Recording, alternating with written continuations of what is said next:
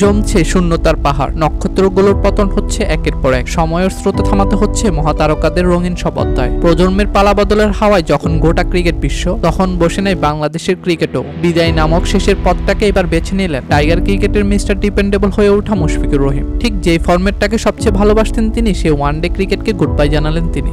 OG cricket কিংবদন্তি Steven স্মিথের বিদায় শোক কাটতে না কাটতেই টাইগার ক্রিকেটের কিংবদন্তি হয়ে ওঠা মুশফিকুর রহিমের সেই শোকের মাত্রা বাড়ানো। তবে স্মিথরা যা করলেন সেটা পারলেন কই মুশফিকুর রহিম?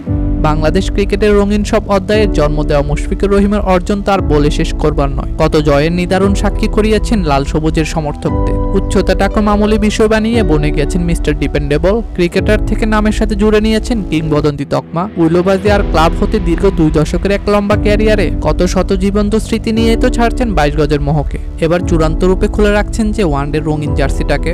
মাঠ নয়, সামাজিক যোগাযোগ মাধ্যমে শেষমেশ মুশফিককে দিতে হলো বিদায়ী বার্তাটা। নিজের ফেসবুকে তিনি নিয়তিকে মেনে নিয়ে লিখলেন, আমি আজ ওয়ানডে ফরম্যাট থেকে অবসরের ঘোষণা করছি। সবকিছুর জন্য আলহামদুলিল্লাহ। বৈশ্বিক পর্যায়ে আমাদের অর্জন সীমিত হতে পারে, তবে একটি বিষয় নিশ্চিত, যখনই আমি আমার দেশের জন্য মাঠে নেমেছি, নিষ্ঠা ও সততার সাথে 100 ভাগের বেশি দিয়েছি। গত কয়েক সপ্তাহ আমার জন্য খুব চ্যালেঞ্জিং ছিল এবং আমি বুঝতে পেরেছি যে এটাই আমার নিয়তি। 2006 সালে এক ভিন্ন বাংলাদেশের হয়ে জিম্বাবুয়ের বিপক্ষে গায়ে জড়িয়েছিলেন বাংলাদেশের জার্সি। অতঃপর দীর্ঘ প্রায় 2 দশকের লম্বা একটা অধ্যায় শেষে চ্যাম্পিয়ন্স ট্রফির মঞ্চে নিউজিল্যান্ডের বিপক্ষে ব্যর্থময় এক ম্যাচেই হয়ে রইল মুশফিকের শেষ ম্যাচের গল্প। ব্যাট হাতে টানা অফ ফর্ম দলের জন্য বোঝায় পরিণত হয়ে পড়া এই উইকেট কিপার ব্যাটার শেষমেশ মেনে নিলেন বাস্তবতাটাকে।